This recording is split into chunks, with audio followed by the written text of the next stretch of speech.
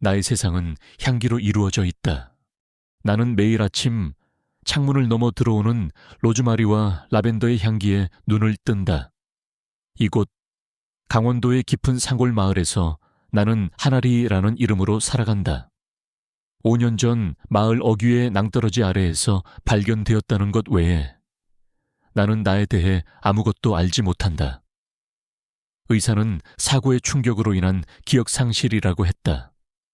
나의 과거는 마치 안개처럼 손에 잡힐 듯 잡히지 않는 희미한 감각으로만 남아있을 뿐이다. 하지만 나는 불행하지 않았다. 내게는 이 작은 오두막과 내가 직접 가꾸는 아담한 허브 정원이 있었다. 나는 흙의 감촉을 느끼고 식물들이 자라나는 소리를 들으며 그들이 뿜어내는 향기를 맡을 때 비로소 살아있음을 느꼈다. 나는 이 허브들을 이용해 세상에 단 하나뿐인 향초와 향낭을 만들었다. 그것이 나의 삶이자 나의 정체성이었다. 나는 행복했다. 하지만 나의 행복은 마치 뿌리가 없는 나무와도 같았다. 아주 가끔 바람 한 점 없는 고요한 저녁에 홀로 앉아 있을 때면 내 안에 거대한 공허함이 나를 덮쳐오곤 했다. 나는 누구였을까? 나를 낳아준 부모는, 내가 사랑했던 사람들은 지금 어디서 무엇을 하고 있을까? 나는 그럴 때마다 정원으로 나가 허브 잎을 어루만졌다. 그들의 강인한 생명력과 향기만이 나의 불안한 영혼을 위로해주는 유일한 친구였다. 어느 주말 오후 나의 평화로운 일상에 작은 파문이 일었다. 등산을 왔다가 길을 잃고 발목을 다친 한 젊은 여자가 절뚝거리며 마을로 내려온 것이다. 마을 유일의 식당을 운영하시는 강 할머니께서 그녀를 부축해 나의 오두막으로 데려왔다. 아리야, 이 아가씨가 발목을 심하게 삔 것 같구나. 네가 약초는 잘 아니. 좀 봐주렴. 젊은 여자의 발목은 심하게 부어올라 있었다. 나는 그녀를 의자에 앉히고 정원으로 나갔다. 나는 본능적으로 내가 무엇을 해야 하는지 알고 있었다. 나는 통증 완화에 좋은 페퍼민트와 뼈를 붙이는데 효능이 있다는 컴프리 잎을 땄다. 그리고 그것들을 절구에 넣고 빻아 끈적한 녹색의 약초 반죽을 만들었다. 나는 그녀의 발목에 조심스럽게 약초를 발라주고 깨끗한 천으로 감쌌다. 시원한 허브향과 함께 그녀의 고통스러운 표정이 조금씩 누그러지는 것이 보였다. 와, 정말 신기하네요. 아까보다 훨씬 덜 아파요. 정말 감사합니다. 그녀는 감탄하며 지갑에서 돈을 꺼내 내게 내밀었다. 치료비를 얼마나 드리면 될까요? 나는 그녀를 보며 부드럽게 웃었다. 그리고 그녀의 손을 밀어냈다. 괜찮아요. 자연이 준 약에 값을 매길 수는 없죠. 대신 다음에 이 근처를 지나실 때 이 허브들이 잘 자라고 있는지 한번 봐주세요. 그것으로 충분합니다. 그녀는 나의 말에 깊은 감동을 받은 듯 몇 번이고 고개를 숙여 인사하고 돌아갔다. 나는 그녀의 뒷모습을 보며 내가 가진 이 작은 재능이 누군가에게 도움이 될 수 있다는 사실에 기쁨을 느꼈다. 하지만 그날 밤 나는 아주 오랜만에 그 꿈을 꾸었다. 꿈속에서 나는 더 이상 흙냄새, 나는 시골의 하나리가 아니었다. 나는 새하얀 가운을 입고 온통 유리로 된 아주 현대적이고 세련된 실험실 안에 서 있었다. 내 앞에는 수백 개의 유리병들이 놓여 있었고 그 안에는 형형색색의 액체들이 담겨 있었다. 나는 아주 익숙하고 능숙한 손놀림으로 여러 액체들을 스포이트로 뽑아내어 비커에 섞고 있었다. 그리고 내 곁에는 언제나처럼 얼굴이 보이지 않는 한 남자가 서 있었다. 나는 그의 얼굴을 볼 수 없었지만 그를 향한 나의 마음은 아주 깊은 애정과 신뢰로 가득 차 있었다. 그는 내가 조합한 향을 맡고는 아주 다정한 목소리로 무언가 말을 건넸다.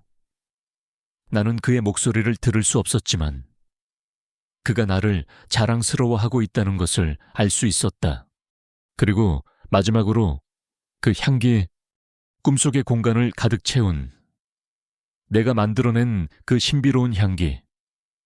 그것은 내가 한 번도 맡아본 적 없는, 하지만 내 영혼이 기억하는 듯한 아주 복잡하고도 완벽한 플로럴 계열의 향이었다. 장미와 자스민의 화려함, 프리지아의 순수함, 그리고 그 모든 것을 감싸는 아주 희미하지만 깊은 머스크의 잔향. 그 향기는 너무나도 황홀해서 나는 꿈속에서 벗어나고 싶지 않았다. 하지만 꿈은 언제나 그 향기가 절정에 달하는 순간에 깨어져 버렸다. 나는 심장이 거칠게 뛴 채 잠에서 깨어났다. 어김없이 이마 한쪽에 식은땀이 맺혀 있었다.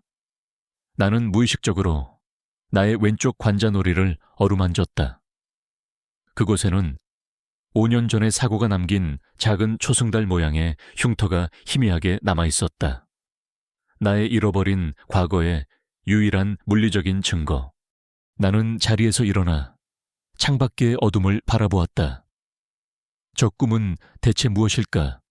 나는 정말 조향사였을까? 그리고 꿈속의 그 남자는 나의 연인이었을까? 수많은 질문들이 머릿속을 맴돌았지만 대답해 줄 사람은 아무도 없었다. 나는 그저 이름 모를 그리움의 가슴이 아려올 뿐이었다. 나는 마음을 진정시키기 위해 나의 작은 작업실로 향했다. 그리고 내가 가장 좋아하는 일, 향초를 만들기 시작했다. 녹인 소이왁스에 내가 직접 말린 라벤더 꽃잎을 넣고 에센셜 오일을 떨어뜨렸다. 익숙하고 편안한 라벤더 향기가 공방 안을 채우자 꿈에서 비롯된 나의 불안감도 조금씩 가라앉았다. 나는 내가 만든 이 평화로운 삶을 사랑했다. 하지만 나의 이 삶은 위태로운 유리그릇과도 같았다. 나는 작업대 한쪽에 놓인 우편함에서 가져온 편지 한 통을 바라보았다. 내가 살고 있는 이 오두막과 허브 정원의 주인이 보낸 월세 독촉장이었다. 내가 만드는 향초와 향낭은 이 외딴 시골 마을에서 팔리기에는 너무 비쌌고 찾아오는 손님도 많지 않았다. 나는 이대로 가다가는 나의 유일한 안식처인 이 집을 잃게 될지도 모른다는 공포에 휩싸였다. 나는 새로 만든 라벤더 향초에 불을 붙였다. 따뜻하고 부드러운 향기가 내 주변을 감쌌다. 그것은 현실의 향기였다. 하지만 내 마음 한구석에서는 여전히 꿈속의 그 신비롭고 복잡한 향기가 나를 부르고 있는 듯했다. 내가 잊어버린, 하지만 나를 잊지 않은 그 향기. 어쩌면 나는 더 이상 이 작은 마을에 숨어 있어서는 안 되는 것일지도 모른다. 나의 잃어버린 기억과 나의 진짜 삶을 되찾기 위해서는 내가 가장 두려워하는 그 세상 속으로 걸어 들어가야만 하는 것일지도 모른다. 나는 흔들리는 촛불을 바라보며 아주 길고 깊은 생각에 잠겼다. 등산객에게 작은 친절을 베풀고 꿈속의 향기에 뒤척이던 그날 이후 나의 평화로운 일상에는 현실이라는 차가운 바람이 불어오기 시작했다. 나의 작은 공방을 찾아주는 손님은 여전히 손에 꼽을 정도였고 내가 만든 향초와 향낭들은 팔리기보다는 나의 외로운 작업실을 채우는 장식품이 되어가는 날이 더 많았다. 나는 하루하루 더욱 간소하게 먹고 더욱 아끼며 살았다. 정원의 허브로 끓인 차와 텃밭에서 키운 감자 몇 알이 나의 주식이었다. 괜찮다고, 나는 이 소박한 삶에 만족한다고 스스로를 위로했지만 밤이 되어 텅 빈 통장 장부와 책상 위에 쌓여가는 각종 고지서들을 볼 때마다 심장이 차갑게 내려앉는 것을 막을 수는 없었다. 이 작은 오두막과 허브 정원, 그것은 지난 5년간 나의 모든 것이었다. 나의 집이었고 나의 일터였으며 기억을 잃은 내가 하나리라는 새로운 정체성을 찾은 곳이었다. 만약 이 모든 것을 잃게 된다면 나는 과연 어디로 가야 하는가? 나는 다시 이름도 과거도 없는 무의 존재로 돌아가게 될 터였다. 결정적인 위기는 집주인에게서 온 마지막 월세 독촉장과 함께 찾아왔다. 일주일 안에 밀린 월세를 내지 못하면 집을 비워달라는 차가운 통보였다. 내게 남은 시간은 단 일주일. 희망은 보이지 않았다. 그날 저녁 나는 모든 것을 포기한 채 텅 빈 작업실에 멍하니 앉아 있었다. 그때 마을 식당에 강 할머니께서 따뜻한 닭죽 한 그릇을 들고 나를 찾아오셨다. 강 할머니는 5년 전 낭떠러지 아래에서 피투성이로 쓰러져 있던 나를 처음 발견하고 자신의 집으로 데려와 보살펴 주신 나의 생명의 은인이자 이 마을의 유일한 나의 가족이었다. 아리야, 낯빛이 왜 이리 안 좋으냐? 밥은 먹고 다니는 게야. 할머니는 내 책상 위에 독촉장을 보시고는 모든 것을 알아차린 듯 깊은 한숨을 내쉬었다. 이 일을 어쩐다. 나는 할머니 앞에서 애써 참았던 눈물을 터뜨리고 말았다. 나의 불안과 공포를 털어놓을 곳은 할머니의 따뜻한 품밖에는 없었다.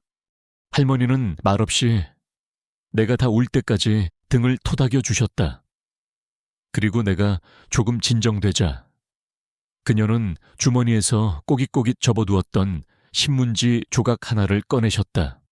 아리야, 이걸 한번 보거라. 그것은 서울에서 발행되는 경제신문에 한 귀퉁이를 찢어 온 것이었다. 거기에는 큼지막한 글씨로 이런 광고가 실려 있었다. 제5회라 보때 전국장인 향기 공모전. 당신의 향기로 세상을 사로잡으십시오. 대한민국 최고의 코스메틱 그룹 라보떼가 숨겨진 향기의 장인을 찾습니다. 최종 우승자에게는 상금 1억 원과 라보떼와의 정식 제품 론칭 계약의 기회가 주어집니다.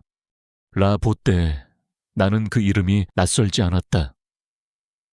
가끔 읍내에 나갈 때마다 백화점 1층에 가장 화려한 매장을 차지하고 있던 최고급 화장품 브랜드였다. 할머니, 하지만 이건... 아리야, 할머니는 내 말을 자르며 내 손을 꽉 잡으셨다. 너의 그 재주는 이런 깊은 산골 구석에서 썩힐 것이 아니야. 네가 만든 그 향기는 사람의 마음을 움직이는 힘이 있어. 세상에 너의 향기를 보여줘야지. 이게 하늘이 내게 준 마지막 기회일지도 몰라. 할머니의 말에 내 심장이 거세게 뛰기 시작했다. 하지만 그와 동시에 거대한 두려움이 나를 덮쳐왔다. 서울, 내가 지난 5년간 단 한 번도 가보지 않은 곳. 내게는 이름만 들어도 거대한 소음과 현기증이 느껴지는 미지의 세계였다. 그곳에 가면 나의 잃어버린 과거와 마주하게 될지도 모른다는 막연한 공포가 언제나 나의 발목을 붙잡고 있었다. 나는 이 평화로운 마을, 내가 직접 만든 이 작은 안식처를 떠나고 싶지 않았다. 무서워요. 할머니, 저는 그냥 이대로 이렇게 조용히 살고 싶어요. 알아. 안다. 네가 왜 두려워하는지. 하지만 아리야, 진정한 평화는 도망치고 숨는다고 얻어지는 게 아니란다. 때로는 가장 두려운 것과 정면으로 마주해야만 비로소 진정한 평화를 얻을 수 있는 법이야. 나는 할머니의 주름진 손을 바라보았다. 그리고 내 눈앞의 월세 독촉장을 보았다. 내게는 선택의 여지가 없었다. 이대로 주저앉아 나의 모든 것을 잃어버리거나 아니면 두렵지만 마지막 남은 희망을 걸고 미지의 세계로 나아가거나 그리고 나의 마음 한구석에서 아주 희미하지만 끈질기게 피어오르는 또 다른 감정이 있었다. 그것은 호기심과 욕망이었다. 꿈속에서 나를 찾아오는 그 신비로운 향기. 나의 재능은 과연 어디까지일까? 나는 정말 세상 사람들의 마음을 움직일 수 있는 향기를 만들 수 있을까? 잊고 있던, 어쩌면 잃어버렸던 나의 일부였을지도 모르는 그 뜨거운 열정이 이 공모전을 계기로 다시 깨어나고 있었다. 나는 며칠 밤낮을 고민했다. 그리고 마침내 접수 마감일 바로 전날 나는 결심을 내렸다. 나는 나의 모든 것을 걸고 이 공모전에 도전하기로 했다. 나는 가장 먼저 나의 마음을 진정시키기 위해 고요한 밤이라는 이름의 향초를 만들었다. 라벤더와 캐모마일의 부드러운 향기가 나의 불안한 마음을 차분하게 가라앉혀 주었다. 다음으로는 정원의 로즈마리와 민트 잎을 따서 새벽의 기억이라는 이름의 향낭을 만들었다. 상쾌하고 맑은 향기는 나의 머리를 깨우고 새로운 시작에 용기를 주었다. 그리고 마지막으로 나는 나의 가장 큰 비밀이자 가장 완벽한 무기를 만들기로 했다. 바로 나의 꿈속에서만 존재하던 그 향기를 재현해내는 것이었다.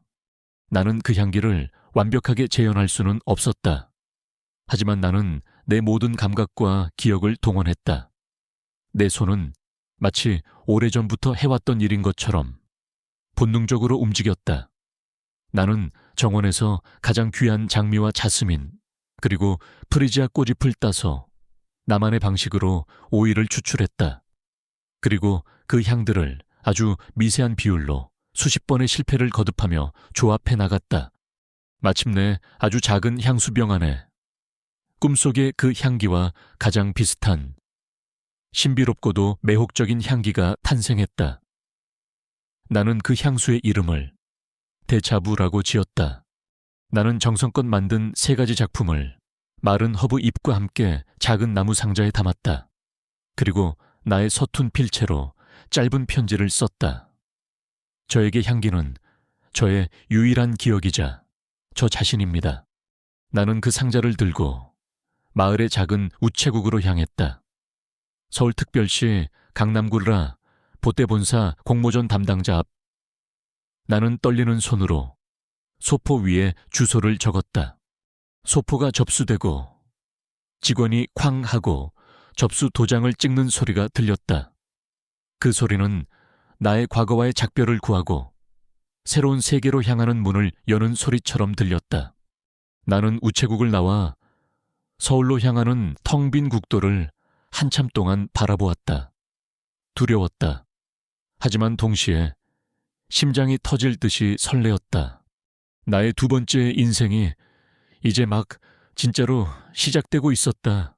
서울로 향하는 KTX 기차의 차창 밖으로 익숙했던 푸른 산과들이 빠르게 스쳐 지나가고 그 자리를 회색빛의 높고 낯선 건물들이 대신하기 시작했다. 나는 지난 5년간 한 번도 떠나본 적 없는 나의 작은 마을을 뒤로하고 내 인생의 가장 큰 도박을 위해 서울로 향하고 있었다. 심장은 기대감과 두려움으로 세차게 뛰었고 손바닥은 축축하게 젖어 있었다. 공모전 예선이 열리는 라포떼. 본사 빌딩은 서울의 중심부에서도 가장 화려하게 빛나는 거대한 유리 성체였다. 나는 그 압도적인 위용 앞에서 시골에서 갓 상경한 작은 풀꽃처럼 한없이 작아지는 것을 느꼈다. 대회장으로 들어서자 안은 이미 전국에 내로라 하는 향기 장인들로 가득 차 있었다. 세련된 옷차림의 그들은 저마다 어려운 전문 용어를 써가며 자신들의 작품에 대해 열띤 토론을 벌이고 있었다. 그들 사이에서 내가 직접 지은 소박한 리넨 원피스 차림의 나는 완벽한 이방인이었다. 나는 내 작품이 담긴 작은 나무 상자를 품에 안은 채 구석자리로가 조용히 내 순서를 기다렸다. 참가번호 811번 하나리님. 발표 준비해 주십시오. 마침내 내 이름이 불렸다. 나는 침을 한번 삼키고 무대와도 같은 발표장 앞으로 걸어 나갔다. 심사위원석에는 5명의 심사위원이 앉아 있었다. 나는 그들의 얼굴을 차례로 훑어보았다. 그리고 가장 중앙에 앉아있는 한 남자에게 시선이 닿는 순간 나는 숨을 멈췄다. 자진우, 라보떼의 신화적인 젊은 CEO. 잡지에서 몇 번 본 적이 있는 얼굴이었다. 그는 내가 상상했던 것보다 훨씬 더 차갑고 깊이를 알 수 없는 슬픔을 간직한 눈을 가지고 있었다. 그는 서류를 넘기는 데만 집중할 뿐 나에게는 어떤 관심도 없는 듯 보였다. 나는 그의 무관심에 오히려 안도하며 발표를 준비했다. 바로 그때였다. 사회자가 내 이름을 다시 한번 호명하자 그가 마침내 고개를 들어 나를 보았다. 우리의 눈이 마주친 그 찰나의 순간 그의 손이 허공에서 그대로 굳어버렸다. 그가 들고 있던 만년필이 툭 하는 작은 소리와 함께 테이블 아래로 떨어졌다. 나는 그 소리를 들은 유일한 사람이었다. 그의 얼굴에서 그가 쓰고 있던 냉정한 CEO의 가면이 산산조각 났다. 그의 얼굴을 뒤덮은 것은 믿을 수 없다는 극도의 충격, 심장이 찢어지는 듯한 고통, 그리고 지독한 그리움이었다. 그는 마치 죽었던 사람이 눈앞에 다시 나타나기라도 한 듯한 표정으로 나를 뚫어져라 쳐다보았다. 그의 그 기이한 반응에 다른 심사위원들과 청중들 모두가 술렁거리기 시작했다. 나는 그의 시선에 온몸이 얼어붙는 것 같았다. 왜 저 사람이 나를 저런 눈으로 보는 거지? 나는 그를 오늘 처음 보는데. 나는 애써 혼란스러운 마음을 다잡고 발표를 시작했다. 나는 내가 만든 작품들을 하나씩 꺼내 보였다. 내 손은 미세하게 떨리고 있었지만 내가 만든 향기에 대해 이야기하기 시작하자 언제 그랬냐는 듯 내 안에서부터 자연스러운 자신감이 솟아올랐다. 이 향초의 이름은 고요한 밤입니다. 하루의 모든 일을 마치고 제 작은 정원에 허브들이 잠드는 소리를 들으며 만든 평온의 향기입니다. 이 향낭의 이름은 새벽의 기억입니다. 제가 기억하는 유일한 것, 바로 이 마을의 상쾌하고 희망적인 새벽 공기의 향기를 담았습니다. 심사위원들은 나의 순수하고 독창적인 이야기에 흥미를 느끼는 듯 고개를 끄덕였다. 하지만 차진우 대표는 여전히 충격에서 벗어나지 못한 채 넋나간 표정으로 나를 바라볼 뿐이었다. 마지막으로 나는 나의 비장의 무기, 데자부라는 이름의 작은 향수병을 꺼내 들었다. 그리고 이것은 저의 잃어버린 기억, 저의 꿈속에서만 존재하는 향기입니다. 나는 눈을 감고 꿈속에 그 향기를 떠올리며 설명하기 시작했다. 새벽의 안개를 머금은 장미의 첫 향이 지나가면 달빛 아래 수줍게 피어난 자스민의 관능적인 향기가 마음을 사로잡습니다. 그리고 그 뒤를 이어 어린 시절의 순수함을 닮은 프리지아의 깨끗한 향기가 모든 것을 감싸 안고 마지막으로 당신의 살결 위에는 당신 자신보다 더 당신 같은 아주 은밀하고도 깊은 머스크의 잔향만이 남게 됩니다. 나는 조향사 교육을 한 번도 받아본 적 없었지만 내 입에서는 마치 오래전부터 알고 있었던 것처럼 전문적인 단어들이 자연스럽게 흘러나왔다. 내 발표가 끝나자 심사위원석에서는 감탄사가 터져나왔다. 놀랍군요. 전문적인 교육을 받지 않았다고는 믿을 수 없는 수준입니다. 특히 이 데자부라는 향은 정말이지 사람을 홀리는 듯한 마력이 있군요. 다른 심사위원들의 극찬이 쏟아지는 가운데 차진우 대표는 여전히 침묵을 지키고 있었다. 그는 창백해진 얼굴로 떨리는 손을 들어 나를 가리켰다. 그리고 마침내 오늘 처음으로 입을 열었다. 그의 목소리는 심하게 잠겨 있었다. 그 향, 정말 당신 혼자 힘으로 조합한 것이 맞습니까? 그의 질문에는 단순한 의문을 넘어선 어떤 절박함이 담겨 있었다. 한편 심사위원석의 가장 끝자리에 앉아있던 박소연 이사의 얼굴은 새하얗게 질려 있었다. 그녀는 라봇대의 이사이자 차진우 대표의 죽은 아내, 민유경의 사촌 동생이었다. 그녀는 나를, 그리고 차진우 대표의 반응을, 그리고 내가 만든 데자부의 향기를 번갈아 보며 공포에 질린 표정을 감추지 못했다. 그녀는 알고 있었던 것이다. 저 향기가 자신의 사촌 언니였던 민유경이 생전에 마지막으로 만들고 있던 미완성의 그 향수와 너무나도 닮아 있다는 사실을 그녀가 5년 전 그토록 완벽하게 제거했다고 믿었던 존재의 흔적이 지금 눈앞에서 되살아나고 있었다. 나는 다른 심사위원들의 압도적인 지지 덕분에 예선전에서 전체 1위라는 놀라운 성적으로 합격했다. 모든 발표가 끝나고 나는 서둘러 대회장을 빠져나가려 했다. 차진우 대표의 그 기이한 시선과 이곳의 차가운 공기로부터 벗어나고 싶었다. 하지만 내가 화장실에 들렀을 때 나는 다른 참가자들이 나누는 대화를 엿듣게 되었다. 들었어. 아까 그 1등 한 여자 말이야. 차진우 대표님 돌아가신 사모님이랑 얼굴이 똑같이 생겼대. 어머, 정말 어쩐지 대표님 표정이 이상하더라. 그럼 설마 박 이사님이 그러는데 일부러 돈 노리고 성형해서 접근한 거래. 아주 작정하고 나타난 꽃뱀이라는 거지. 그들의 악의적인 속삭임은 비수가 되어 내 가슴에 박혔다. 나는 내 얼굴이 그의 죽은 아내와 닮았다는 사실을 처음 알았다. 그래서 그가 나를 그런 고통스러운 눈으로 쳐다보았던 것이다. 나는 차가운 물로 얼굴을 씻었다. 억울하고 분했지만 동시에 오기가 생겼다. 나는 결코 도망치지 않을 것이다. 나는 나의 실력으로, 나의 향기로 이 모든 편견과 오해를 정면으로 돌파할 것이다. 나는 라보떼 본사 빌딩을 나섰다.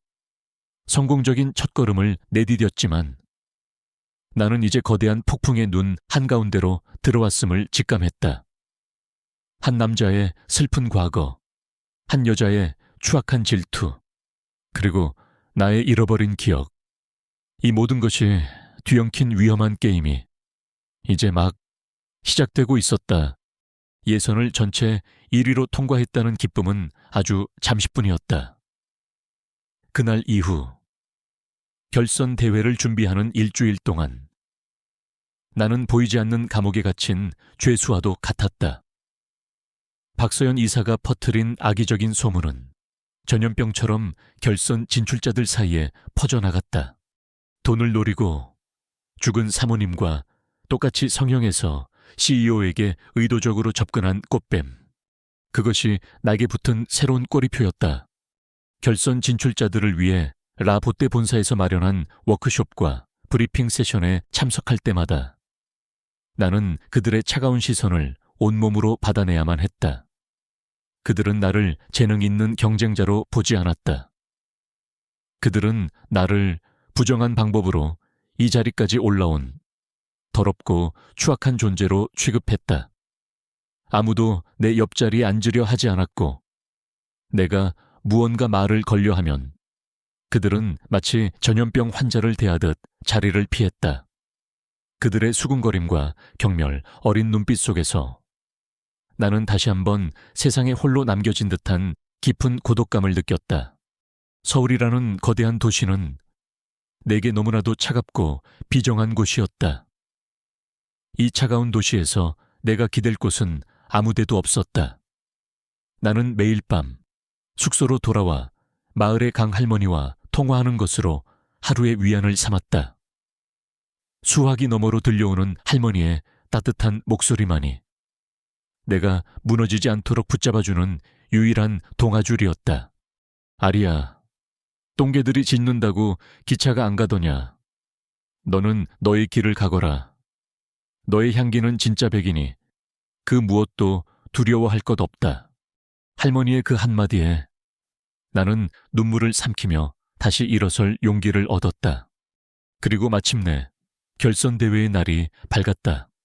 결선 무대는 라보떼 본사 빌딩 가장 꼭대기층에 위치한 스카이라운지에 마련되어 있었다. 사방이 통유리로 되어 서울의 정형이 한눈에 내려다 보이는 눈부시게 아름답지만 동시에 모든 것을 압도하는 공간이었다. 나는 그곳에 서서 마치 거대한 유리 어항 속에 갇힌 작은 물고기가 된 듯한 기분을 느꼈다. 심사위원석에는 예선 때와 같은 5명의 심사위원이 앉아 있었다. 그리고 그 중심에는 여전히 얼음처럼 차가운 표정의 차진우 대표가 앉아 있었다. 그는 나를 아주 복잡하고도 고통스러운 눈으로 바라보고 있었다. 그의 눈에는 내 대한 의심과 함께 거부할 수 없는 이끌림, 그리고 깊은 혼란이 뒤섞여 있었다. 사회자가 오늘의 최종 미션을 발표했다. 결선 진출자 여러분께 주어질 마지막 미션은 바로라봇대의 브랜드 슬로건인 잊을 수 없는 기억을 주제로 세상에 단 하나뿐인 새로운 향수를 만드는 것입니다. 잊을 수 없는 기억. 그 슬로건이 발표되는 순간 차진우 대표의 얼굴이 미세하게 굳어지는 것을 나는 보았다. 그는 잠시 마이크를 잡고 아주 낮은 목소리로 말했다. 그의 목소리는 애써 감정을 억누르고 있었지만 미세하게 떨리고 있었다. 저희라 보떼의 슬로건 잊을 수 없는 기억은 5년 전 세상을 떠난 저의 아내가 평소 가장 좋아하던 말이었습니다. 그녀는 향기란 단순한 냄새가 아니라 가장 행복하고 소중했던 순간을 영원히 기억하게 만드는 영혼의 기록이라고 믿었습니다. 오늘 여러분께서는 바로 그 기억의 향기를 만들어 주시길 바랍니다. 그의 말에 나는 심장이 내려앉는 것 같았다. 나는 이제 단순히 향수를 만드는 것이 아니었다. 나는 한 남자의 가장 신성하고도 아픈 기억의 영역에 발을 들여놓게 된 것이다. 그의 의심스러운 시선 아래에서 그의 죽은 아내를 닮았다는 오해를 받으며 나는 그의 가장 소중한 기억을 재현해내야만 했다. 이것은 너무나도 잔인한 시련이었다. 결선 진출자들은 무대 뒤편에 마련된 최첨단 설비를 갖춘 조향실로 안내되었다. 그곳에 들어서는 순간 나는 다시 한번 강렬한 데자부를 느꼈다. 끝없이 펼쳐진 유리병들, 반짝이는 은색의 실험 도구들. 이곳은 내가 매일 밤 꿈속에서 헤매던 바로 그 공간이었다. 이 익숙하면서도 낯선 공간의 공기가 마치 오래전 친구처럼 나를 감싸는 듯했다. 다른 진출자들은 곧바로 335 짝을 지어 서로의 아이디어를 공유하고 필요한 재료들을 교환하기 시작했다. 하지만 나에게는 말을 걸어오는 사람도 눈을 마주쳐주는 사람도 없었다. 나는 이 거대한 실험실 안에서 완벽하게 혼자였다. 하지만 괜찮았다. 나는 더 이상 외로움이 두렵지 않았다. 나는 눈을 감고 내 안의 목소리에, 내 기억의 향기에 귀를 기울였다. 잊을 수 없는 기억. 내게 그것은 오직 하나뿐이었다. 바로 나의 꿈속에서 나를 끊임없이 부르던 바로 그 향기.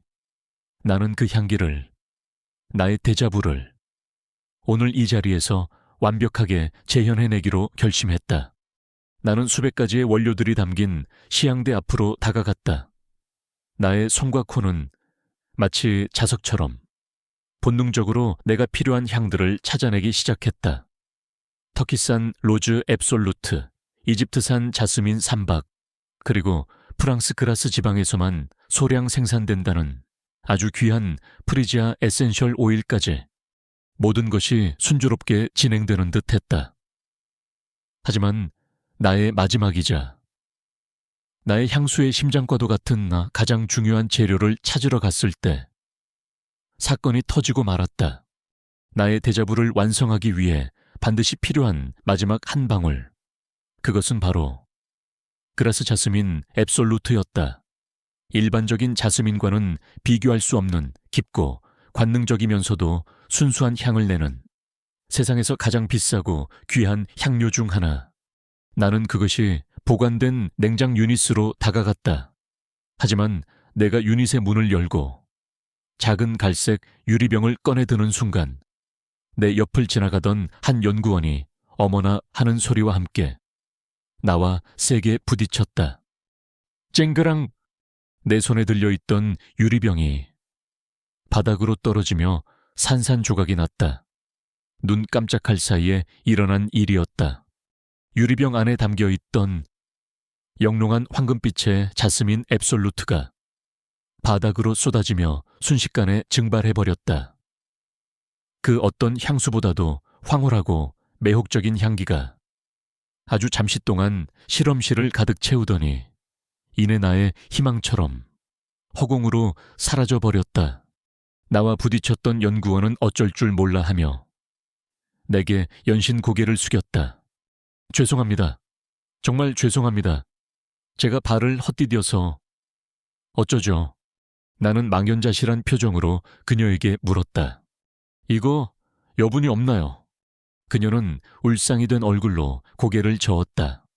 네, 워낙 귀한 원료라서 오늘 대회를 위해 딱 한 병만 준비해 두었던 겁니다. 정말 죄송합니다. 나는 그 자리에 주저앉을 뻔했다. 모든 것이 끝났다. 나의 향수의 심장이, 나의 마지막 희망이 이렇게 허무하게 사라져버린 것이다. 나는 고개를 돌려 통제실의 유리창 너머를 보았다.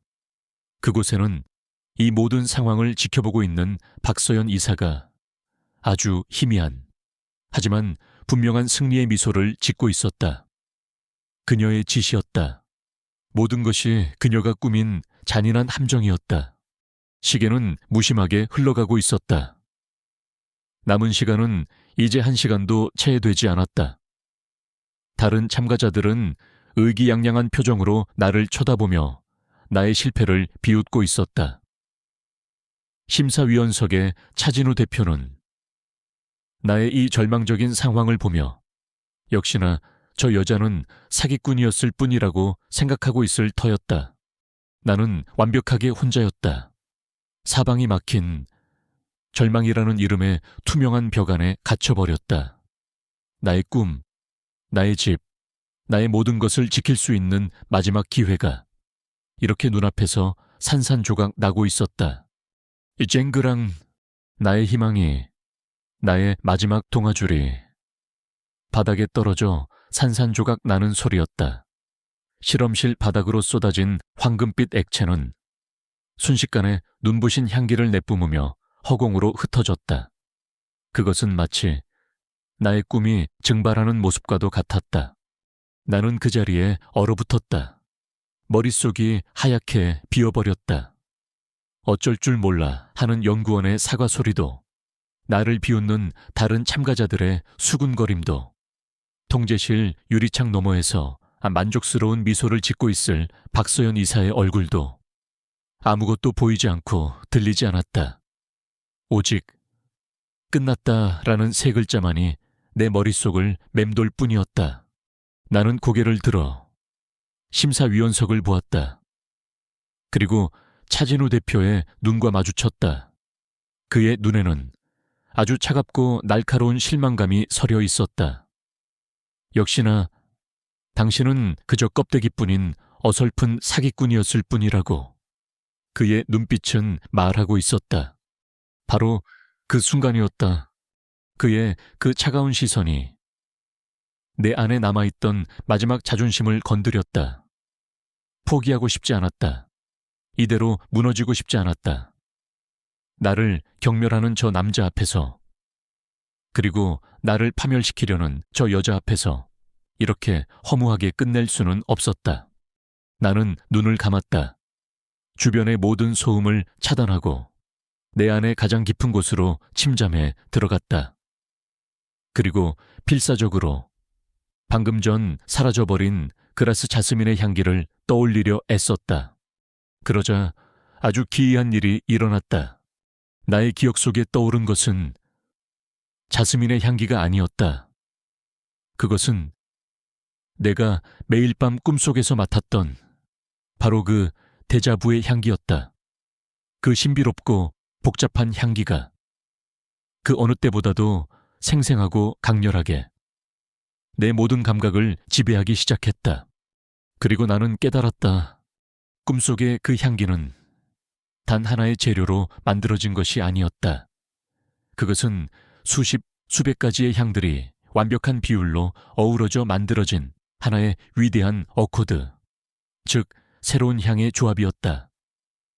내가 잃어버렸던 그라스 자스민은 그 위대한 교향곡의 가장 중요한 선율이기는 했지만 전부는 아니었다. 나는 눈을 떴다. 내 눈에는 더 이상 절망이나 두려움이 없었다.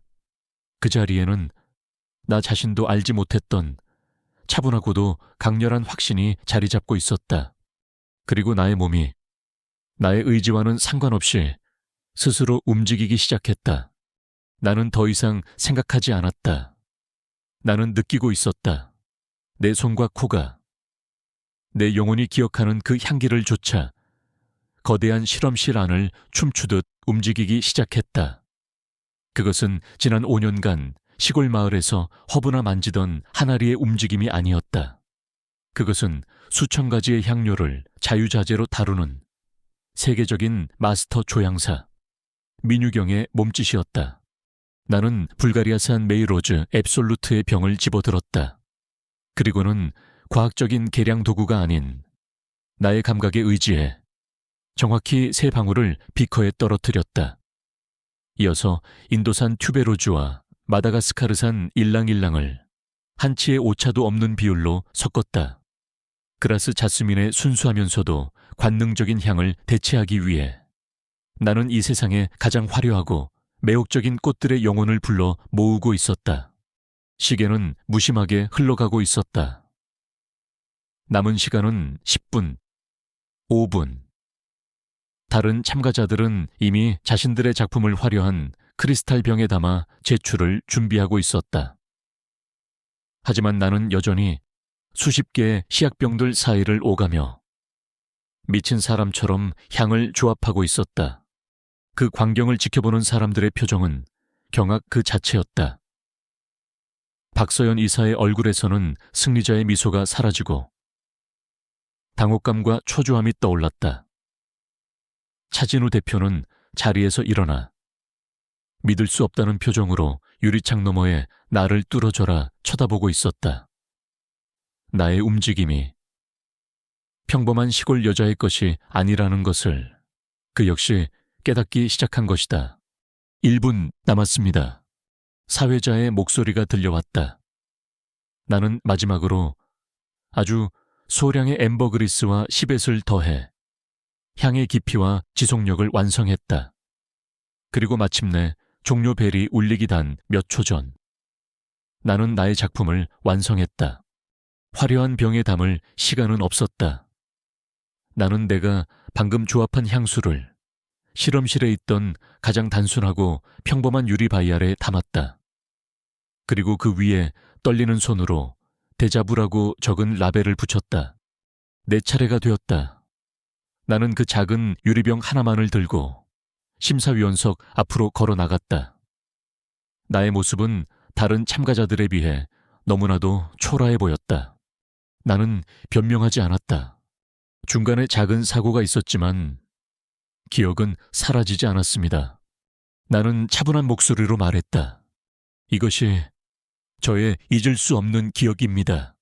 심사위원들은 여전히 회의적인 표정으로 내가 건넨 시향지에 향수를 한 방울씩 묻혔다. 그들은 시향지를 흔들어 알코올을 날려보낸 뒤 코끝으로 가져갔다. 그리고 다음 순간 그들의 얼굴에 경이로움이 떠올랐다. 이럴 수가... 이건 우리가 알던 그 어떤 향수의 조합과도 달라. 완벽하게 새로운 향이야. 어떻게 이런 향을 단 몇 시간 만에. 다른 심사위원들의 감탄사가 쏟아지는 가운데 오직 차진우 대표만이 아무 말 없이 창백한 얼굴로 손에 든 시향지를 바라보고 있었다. 그는 마치 세상에서 가장 두려운 무언가를 마주한 사람처럼 보였다. 그는 떨리는 손으로 시향지를 자신의 코끝으로 가져갔다. 그리고 그 향기가 그의 후각세포를 자극한 바로 그 순간 그의 모든 세상이 멈췄다. 그의 손에 들려있던 시향지가 바닥으로 힘없이 떨어졌다. 그의 눈동자가 걷잡을 수 없이 흔들렸다. 그의 완벽했던 포커페이스가 산산조각 나고 있었다. 이 향기는 단순히 아름다운 향수가 아니었다. 이것은 그의 아내 민유경이 5년 전 그들의 결혼기념일을 위해 그에게 선물하려 했던 비밀스러운 향수였다. 그녀는 세상의 모든 기억이 사라져도 이 향기만은 두 사람을 다시 연결해 줄 것이라고 말했었다. 오직 그와 그녀, 단 두 사람만이 알고 있던 그들의 사랑과 기억의 정수였다. 그 어떤 사람도 이 향기의 조합법을 알 리가 없었다. 차진우는 의자에서 비틀거리며 일어섰다. 그의 의자가 바닥에 긁히며 날카로운 소음을 냈다. 그는 나를 보았다. 하지만 그의 눈은 더 이상 낯선 여자 하나리를 보고 있지 않았다. 그의 눈은 자신이 그토록 그리워하고 원망했던 죽은 아내의 영혼을 보고 있었다. 그의 입술이 아주 작게 거의 들리지 않을 정도로 열렸다. 그리고 그의 입에서 지난 5년간 그의 심장 속에서만 맴돌았던 그 이름이 마침내 터져 나왔다. 유경. 그의 목소리는 부서질 듯한 충격과 믿을 수 없다는 절망, 그리고 희미한 희망으로 떨리고 있었다. 민유경, 당신이야. 그 한마디와 함께 나의 잃어버린 과거의 문이 거대한 굉음과 함께 열리기 시작했다. 나는 내가 누구인지 기억해낼 수는 없었지만 내 영혼이 그의 그 처절한 부름에 반응하고 있음을 느낄 수 있었다. 나의 진짜 이야기는 바로 이 향기 속에서 다시 시작되고 있었다. 차진우 대표가 내 진짜 이름을 부른 그 순간 대회장은 그야말로 아수라장이 되었다. 우승자가 누구인지는 더 이상 중요하지 않았다. 5년 전 비운의 사고로 세상을 떠난 줄 알았던 JH그룹의 안주인이 기억을 잃은 채 새로운 모습으로 나타났다는 사실, 그리고 그 재회의 순간이 전국에 생중계되는 대회 현장이었다는 것. 이것은 그 어떤 드라마보다도 더 극적인 사건이었다. 윤태림 심사위원장과 대회 관계자들은 재빨리 상황을 수습했다. 그들은 만장일치로 나의 우승을 발표했지만 나의 우승 소감은 들을 수도 없었다. 차진우 대표는 그의 경호원들을 동원해 쏟아지는 기자들의 질문과 카메라 세례로부터 나를 보호했다. 나는 그의 손에 이끌려 넋이 나간 사람처럼 대회장을 빠져나왔다. 그가 나를 데려간 곳은 라보떼 빌딩의 가장 꼭대기층에 위치한 그의 개인 집무실 옆 비밀스러운 라운지였다. 서울의 야경이 한눈에 내려다 보이는 고독하고도 아름다운 공간이었다.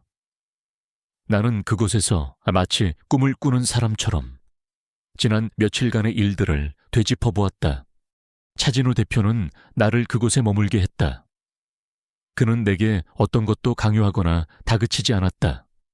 하지만 나는 그가, 그리고 그의 유능한 비서팀이 내 등 뒤에서 5년 전의 그날을 파헤치기 위해 필사적으로 움직이고 있다는 것을 알 수 있었다. 그의 눈은 더 이상 슬픔에 잠긴 남편의 눈이 아니었다. 그는 자신의 아내를 해친 범인을 찾아내려는 냉혹한 사냥꾼의 눈으로 변해 있었다. 나의 데자부 향수는 그에게 단순한 향수가 아니었다. 그것은 나의 존재를 증명하는 동시에 5년 전의 사고가 단순한 사고가 아니었음을 암시하는 결정적인 증거였기 때문이다. 나와 그 단둘만이 알고 있던 비밀의 향기, 그 향기가 어떻게 세상에 다시 나타날 수 있었을까? 그의 조사는 빠르고 정밀했다. 그는 가장 먼저 5년 전 나의 사고를 담당했던 경찰 보고서를 다시 검토했다. 보고서에는 빗길 과속으로 인한 브레이크 파열 추정, 운전자 과실에 의한 단독 사고로 기록되어 있었다. 모든 것이 너무나도 깔끔하게 종결되어 있었다. 너무 깔끔해서 오히려 의심스러울 정도로 그는 나라에서 가장 유능한 사설 조사팀을 고용했다. 조사팀은 가장 먼저 사고 직전 나의 차를 마지막으로 정비했던 정비사를 찾아냈다. 그는 이미 5년 전 정비소를 폐업하고 지방 소도시에서 조용히 살아가고 있었다. 조사팀이 그를 찾아냈을 때 그는 처음에는 모든 것을 부인했다고 한다. 하지만 조사팀이 그가 폐업 직후 출처를 알 수 없는 거액의 현금으로 땅을 사고 집을 지었다는 금융거래 내역을 들이밀자 그의 방어벽은 무너지기 시작했다. 그리고 차진우 대표가 직접 그를 찾아가 내 아내의 목숨값으로 편안한 삶을 살고 있습니까? 라고 물었을 때 그는 마침내 모든 것을 자백했다. 그는 눈물을 흘리며 5년 전의 일을 털어놓았다. 당시 라보떼의 이사였던 박서연이 자신을 찾아와 거액의 돈을 주며 내 차의 브레이크 라인에 미세한 흠집을 내달라고 부탁했다는 것이다. 당장은 문제가 없지만 고속으로 산길을 달리거나 급정거를 할 경우 압력을 이기지 못하고 파열될 수 있도록 말이다. 그는 돈에 눈이 멀어 그 제안을 받아들였다고 했다. 결정적인 증언이 확보되었다. 다음 목표는 박소연의 돈의 흐름이었다. 그녀는 교활했다. 그녀는 자신의 계좌에서 직접 돈을 인출하지 않았다. 하지만 차진우의 조사팀은 그녀가 당시 운영하던 차명 계좌에서 정비색에 건너간 돈과 정확히 일치하는 액수의 현금이 인출된 사실을 밝혀냈다. 그리고 마지막 증거. 조사팀은 당시 사고 현장 근처를 지나갔던 화물 트럭 운전사를 찾아내는 데 성공했다. 그는 사고 직후 해외로 이민을 갔지만 최근 사업 실패로 귀국한 상태였다. 그는 지난 5년간 죄책감에 시달리며 살아가고 있었다. 조사팀이 그를 찾아가 자백을 설득하자 그는 모든 것을 털어놓았다. 박서연이 돈을 주며 혹시라도 브레이크 고장으로 차가 멈춰 설 경우 뒤에서 실수로 추돌하여 차를 완벽하게 낭떠러지 아래로 밀어버리라고 지시했다는 것이다. 모든 조각이 맞춰졌다. 5년 전의 그날은 사고가 아니었다. 그것은 나의 사촌 동생 박서연이 나의 모든 것을 빼앗기 위해 계획한 치밀하고도 잔인한 살인 미수 사건이었다. 모든 증거를 손에 쥔 차진우는 긴급 이사회를 소집했다. 하지만 그는 다른 이사들 앞에서 이 추악한 진실을 폭로하지 않았다. 그는 박서연 이사를 단독으로 이사회실로 불렀다. 나는 그 심판의 자리에 증인으로서 함께했다. 이사회실에 들어선 박서연은 나를 보자마자 경악을 금치 못했다. 그리고 내 옆에 얼음처럼 차가운 얼굴로 앉아있는 차진우 대표를 보고는 모든 것이 끝났음을 직감한 듯했다. 차진우는 아무 말 없이 테이블 위로 서류들을 하나씩 던지듯 늘어놓았다. 정비사의 자백서, 화물트럭 운전사의 증언 녹취록, 그리고 그녀의 차명계좌 거래 내역서. 박서연 이사, 이제 변명이라도 한번 해보시죠. 차진우의 목소리는 분노를 넘어선 깊은 허무함과 경멸로 가득 차 있었다. 박서연은 처음에는 부인했다. 모르는 일이라고, 모두가 자신을 모함하는 것이라고 소리쳤다. 하지만 그녀의 발악은 압도적인 증거들 앞에서 점점 힘을 잃어갔다. 마침내 그녀는 무너져 내렸다. 그녀는 울부짖으며 지난 수십 년간 쌓아왔던 질투와 열등감을 토해냈다. 그래, 내가 했어, 내가 그랬다고. 그 여자는 항상 그랬어. 언제나 나의 모든 것을 빼앗아갔지. 내가 사랑했던 당신도, 내가 그토록 원했던 그 재능도, 사람들의 사랑도 모든 것이 그 여자의 것이었어. 나는 그저 당신 곁에 있고 싶었을 뿐이야. 그 여자만 없어진다면 당신이 나를 봐줄 거라고 생각했단 말이야. 그녀의 추악한 고백이 텅 빈 이사회실을 울렸다. 나는 그녀를 보며 어떤 동정심도 느낄 수 없었다. 그녀는 그 자리에서 살인미수 혐의로 긴급 체포되었다. 그녀의 몰락은 그렇게 허무하고도 당연하게 이루어졌다. 모든 진실이 밝혀지고 악인이 사라진 후에야 나와 차진우는 비로소 서로를 제대로 마주 볼 수 있게 되었다. 그는 내게 깊은 죄책감과 미안함이 담긴 눈으로 다가왔다. 미안해, 유경아. 그는 나를 나의 옛 이름으로 불렀다. 당신을 알아보지 못해서, 그리고 당신을 의심해서 내가 어리석었어. 정말 미안해. 그는 나를 위해 나의 잃어버린 기억을 되찾아주기 위해 모든 노력을 다했다. 그는 나를 우리가 처음 만났던 대학 캠퍼스로, 우리가 첫 데이트를 했던 작은 레스토랑으로, 그리고 그가 나에게 청혼했던 남산의 공원으로 데려갔다. 나는 그 장소들에서 아주 희미한 기억의 파편들을 떠올릴 수 있었다. 익숙한 음식의 맛, 낯설지 않은 음악, 그리고 그와 함께 있을 때 느껴지는 편안함. 나의 기억은 한꺼번에 돌아오지 않았다. 하지만 나는 아주 서서히 조각난 퍼즐을 맞추듯 나의 과거를 되찾아가고 있었다. 그는 나를 더 이상 죽은 아내의 그림자로 보지 않았다. 그는 지난 5년간의 시련을 이겨낸 강인하고 새로운 여자 하나리와 자신이 사랑했던 아내 민유경, 모두를 있는 그대로 사랑하기 시작했다.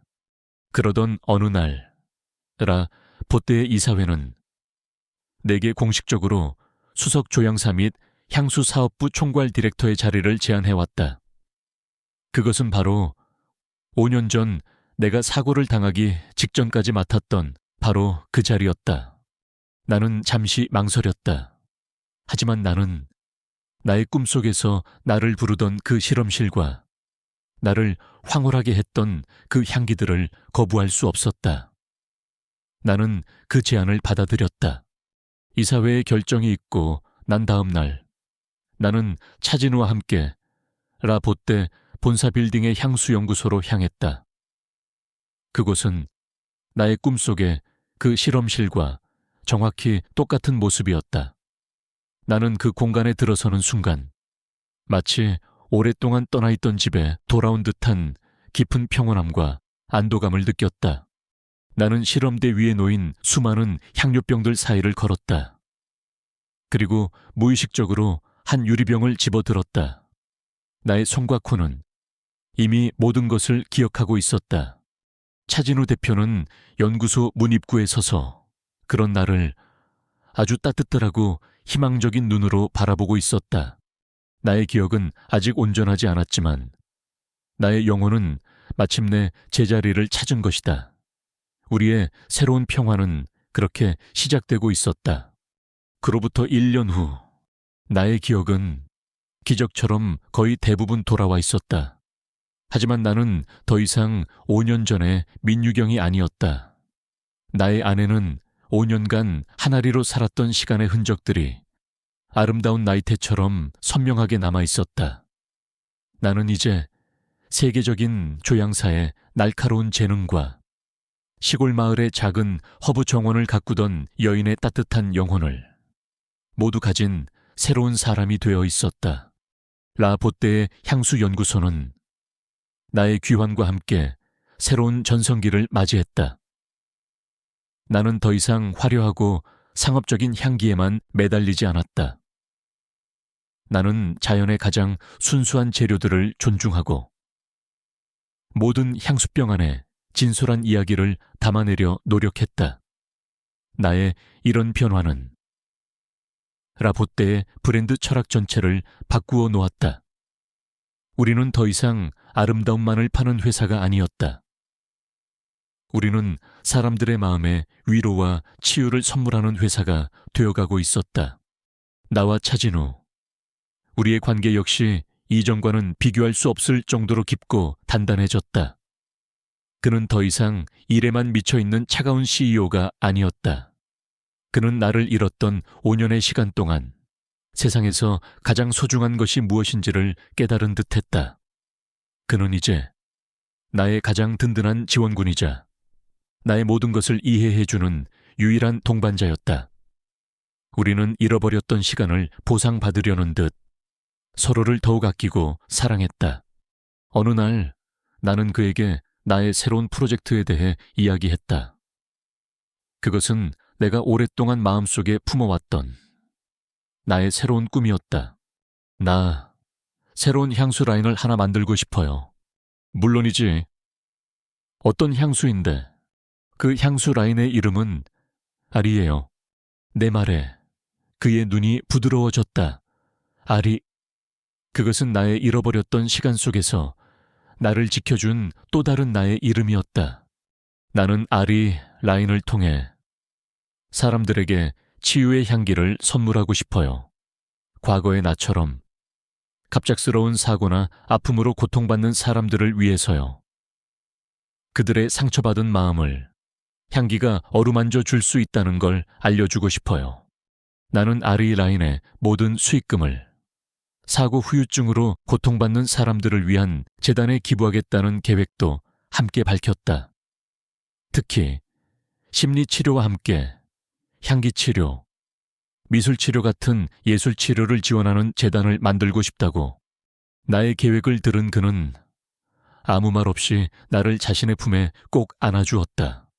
당신은 내가 알던 그 어떤 사람보다도 아름답고 강한 사람이요.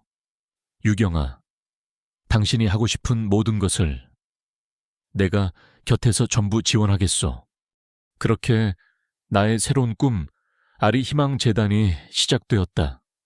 몇 달 뒤 아리 라인의 공식 론칭 행사가 열렸다. 나는 화려한 호텔 연회장 대신 푸른 숲속의 작은 식물원을 행사장으로 선택했다. 나는 그곳에 나의 모든 진심을 담아 나의 지난 7년간의 이야기를 세상에 처음으로 공개했다. 저는 지난 5년간 기억을 잃고 하나리라는 이름으로 살아왔습니다. 나의 고백에 행사장은 조용한 충격에 휩싸였다. 저는 그 시간을 잃어버린 시간이라고 생각하지 않습니다. 저는 그 시간 속에서 도시의 화려함보다 더 소중한 가치들을 배웠습니다.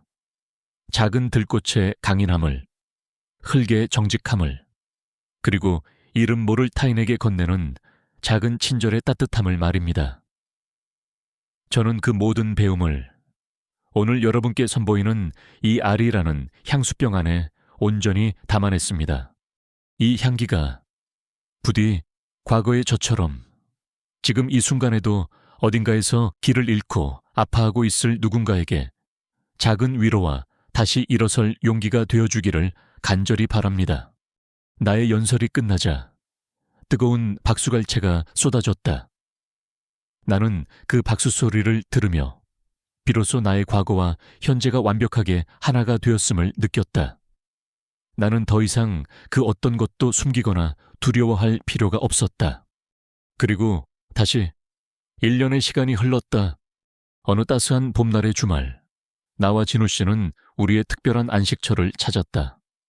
5년 동안 나의 집이 되어주었던 강원도 상골의 그 작은 오두막과 허브 정원, 우리는 그 집을 사들여 우리가 언제든 돌아와 쉴 수 있는 비밀의 공간으로 남겨두었다. 나는 그날 값비싼 디자이너의 옷 대신 하나리가 즐겨 입던 소박하고 편안한 리넨 원피스를 입고 있었다. 나는 정원에 앉아 진우 씨에게 라벤더 향낭을 만드는 법을 가르쳐주고 있었다. 이렇게 말린 라벤더를 빻아서 향이 더 잘 나도록 하는 거예요. 그는 커다란 손으로 어설프게 허브를 빻고 있었다. 그의 모습은 세계적인 기업의 CEO가 아닌 사랑하는 아내에게 새로운 것을 배우는 소박하고 행복한 남편의 모습이었다. 그는 서툰 자신의 모습이 우스운지 아이처럼 환하게 웃었다. 나는 그의 그 웃음소리를 지난 5년간 단 한 번도 들어본 적이 없었다. 우리는 나란히 앉아 각자의 향낭을 만들었다. 정원에는 기분 좋은 라벤더 향기가 가득했다. 그가 먼저 입을 열었다. 가끔 생각해, 만약 그때 당신이 그 대회에 나오지 않았다면 우리는 어떻게 되었을까? 나는 그의 손을 잡으며 조용히 대답했다. 아마 나는 여전히 이곳에서 반쪽짜리 기억을 가진 채 살아가고 있었겠죠. 그리고 당신은 나는 평생을 후회와 그리움 속에서 텅 빈 껍데기로 살아갔겠지. 그가 나의 말을 이었다. 우리는 서로를 바라보았다. 우리의 눈에는 서로에 대한 깊은 사랑과 감사가 담겨 있었다. 나는 내 목에 걸린 목걸이를 만지작거렸다. 그것은 내가 직접 만든 작은 은색 로켓 목걸이였다. 그 안에는 한쪽에는 내 딸의 사진이, 다른 한쪽에는 조영감님의 사진이 들어있었다. 나의 새로운 가족. 나는 진우 씨의 손을 잡고 내 어깨에 머리를 기댔다. 당신을 다시 만나서, 그리고 하나리라는 나를 만나게 해줘서 고마워요. 이제야 비로소 내가 누구인지 온전히 알 것 같아요. 그는 내 머리를 부드럽게 쓰다듬어 주었다. 나는 이제 민유경이자 하나리였다. 나는 화려한 조향사의 재능과 소박한 시골 여자의 영혼을 모두 가진 세상에 단 하나뿐인 존재였다. 나는 나의 모든 과거를 사랑하고 나의 모든 현재를 끌어안으며 나의 미래를 향해 나아갈 것이다. 따스한 봄 햇살이 우리의 허브 정원을, 그리고 우리의 두 번째 봄날을 눈부시게 비추고 있었다. 오늘의 이야기가 여러분의 마음에 작은 울림을 주었다면 구독과 좋아요를 눌러 저희에게 힘을 실어주세요. 여러분의 따뜻한 응원이 저희에게는 더 좋은 이야기를 만드는 가장 큰 원동력이 됩니다. 소중한 사람들과 이 이야기를 공유하고 여러분의 생각이나 비슷한 경험을 댓글로 남겨주세요. 저희는 언제나 여러분의 이야기에 귀 기울이고 있습니다. 다음에도 감동과 희망을 전하는 이야기로 여러분을 찾아뵙겠습니다. 감사합니다.